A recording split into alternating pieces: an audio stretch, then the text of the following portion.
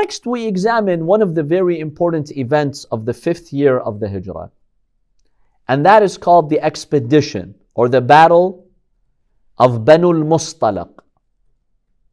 Another name for this expedition or battle is also the Battle of Muraysi'. There was a tribe known as Banu Mustaliq. They came from the larger tribe of Khuza'a. They were the neighbors of Quraysh. They were basically between Mecca and Medina, so south of Medina. Now, reports were received in Medina that the leader of this tribe, Bani al-Mustaliq, his name was Al-Harith ibn Abi Dirar. He was the chief of this tribe.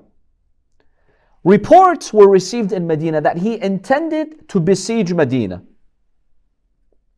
This tribal leader called on Arabs to gather, prepare their horses and swords, and attack the Muslims. Many Arabs responded to this call. So a lot of people showed up to support him. The Prophet now wants to verify that these reports are correct. So what does he do? The Prophet ﷺ sends a man by the name of Burayda ibn al-Husayb al-Aslami. The Prophet told him, go to this tribe and verify these reports, that they indeed want to attack us. I have a question here.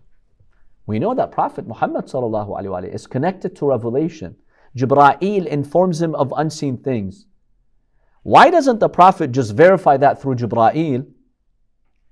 And so why does he send Burayda to actually go to this tribe and verify that they have the intention to attack Medina? Why does the Prophet do that when he is connected to revelation? He could just ask Jibreel. So why bother send someone to go and secretly monitor their activities and bring back information? What's the wisdom behind that? Any ideas?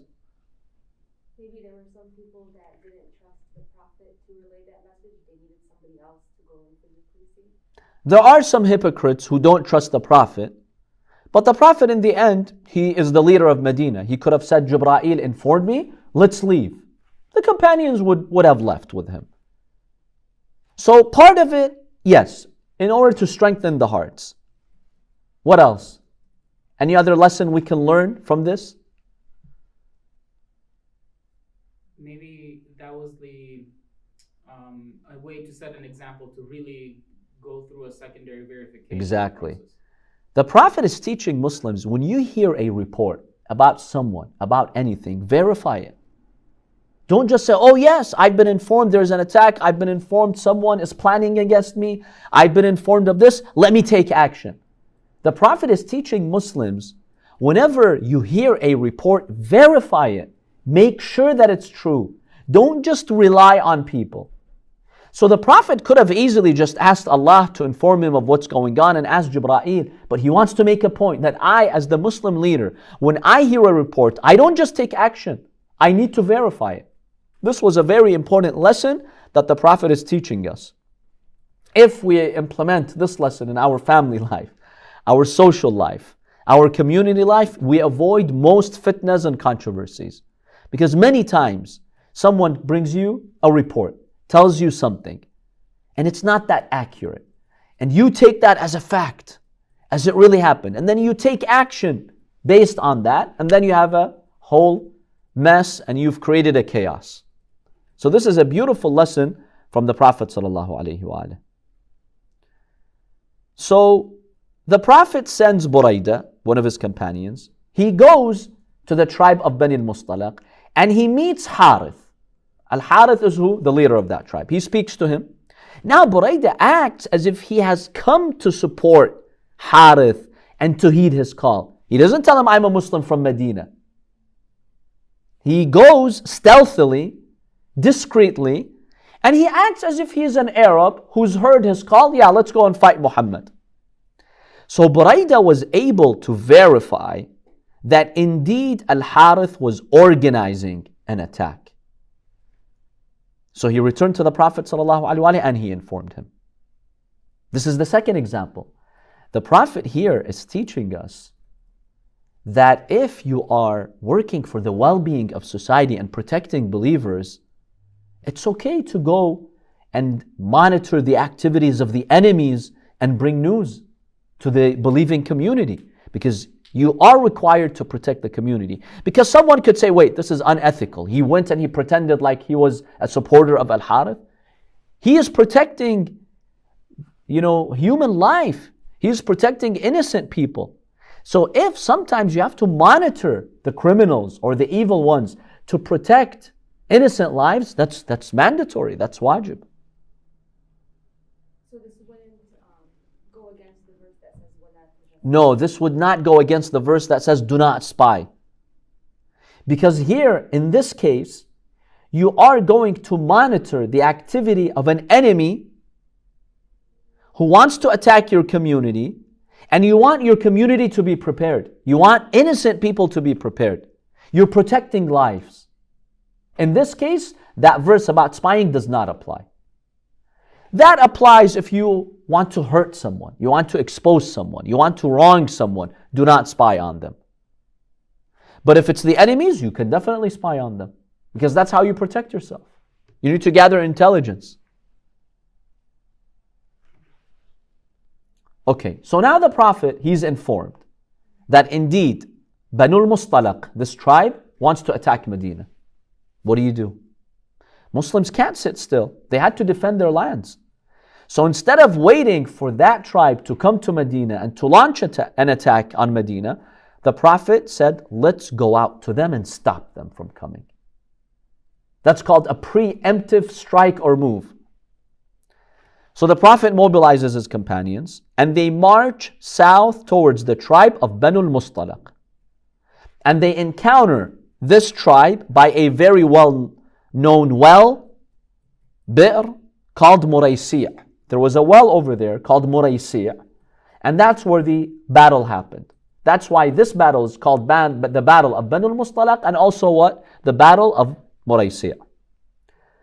The Muslims were 700 in number. They had 30 horses with them. 10 of those horses belonged to the Muhajirin and 20 for the Ansar. Amongst the Prophet's wives, Aisha and Salama also joined on this expedition. The expedition took 28 days. From the time that the Prophet left Medina, he went there and he came back, it took about a month. Now the Prophet ﷺ, according to some reports, he appoints Zayd ibn al-Haritha as his representative in Medina.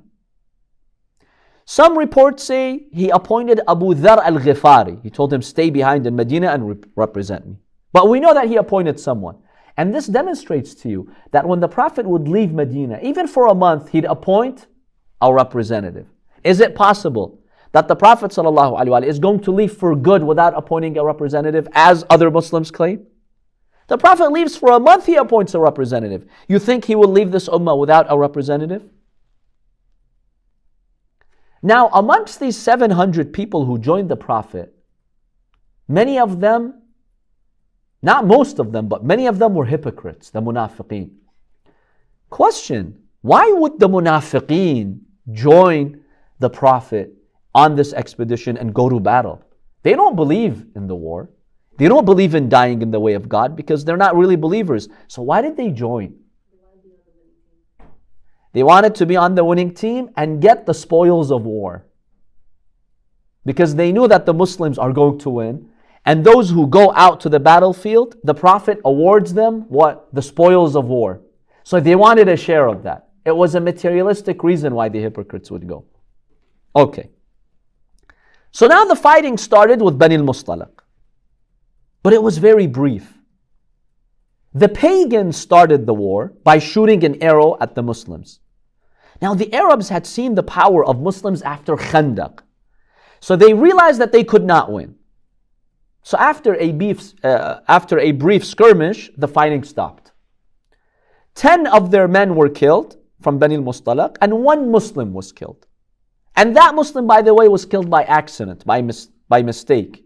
One of the Ansar, the companions of the Prophet, he mistook him for a pagan and he killed him.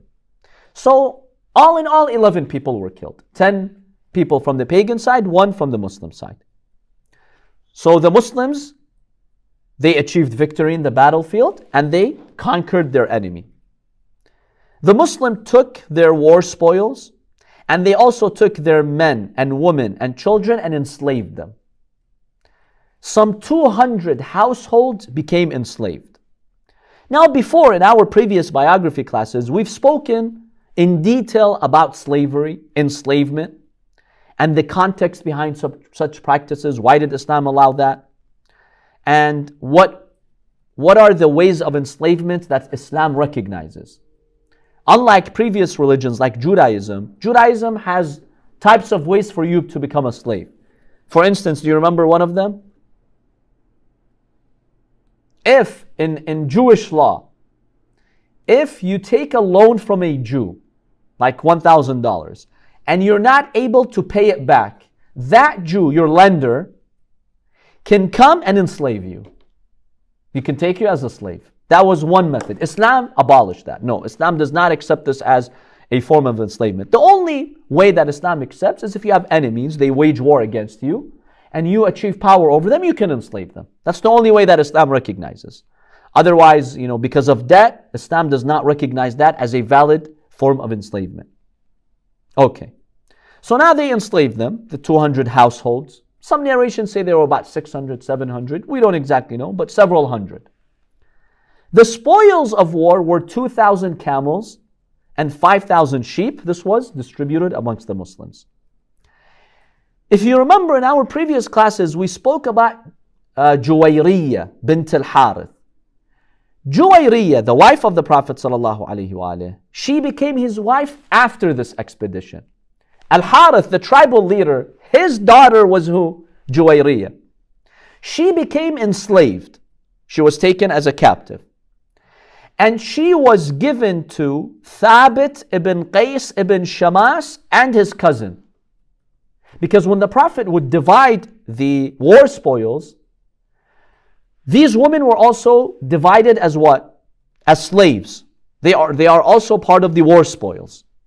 So, who was she given to, Juwayriya? Thabit ibn Qais ibn Shamas and his cousin. They told her, if you give us money, X amount of gold, we'll free you. Islam allows slaves to buy their freedom, by the way.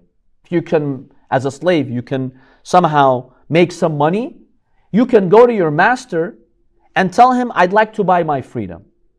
Let's say for 100 dinars, 50 dinars. That's allowed in Islamic law. So they gave her an offer, or maybe she made the offer to them, but they both agreed. They told her that if you give us X amount of money, X amount of gold, we'll free you. So she came to Rasulullah sallallahu alayhi wa sallam. She told him, Ya Rasulullah, I've been enslaved and they've made me this offer. I don't have the money. What do I do? The Prophet sallallahu alayhi wa sallam said, I will pay it on your behalf. So the Prophet paid it on her behalf. They freed her, and then the Prophet sallallahu alayhi wa sallam married her. This is one of the wives of the Prophet, Juwayriya. One hadith states the Prophet gave her a dowry. What was the dowry of Juwayriya? The Prophet told her, my dowry to you is that every prisoner of war from Banu Mustaliq, from your tribe, is going to be free. We'll free them. Some narration states 40. The Prophet told her, I will free 40 from Banu Mustaliq. Some narrations say 1. In any case, someone was freed through this blessed marriage, including she herself. So the Prophet ﷺ marries the daughter of Al-Harith. Remember, Al-Harith is who? Her dad was the chief instigator, the leader of Banu Mustaliq who decided to go and fight Islam and Muslims. So the Prophet ends up marrying his daughter. Now we talked about why the Prophet married her and the details of the marriage. And there are different versions that have been mentioned about this marriage. But this marriage served two amazing purposes. Number one, it strengthened the ties between Medina and Muslims and Banu Mustaliq. Now they had strong ties.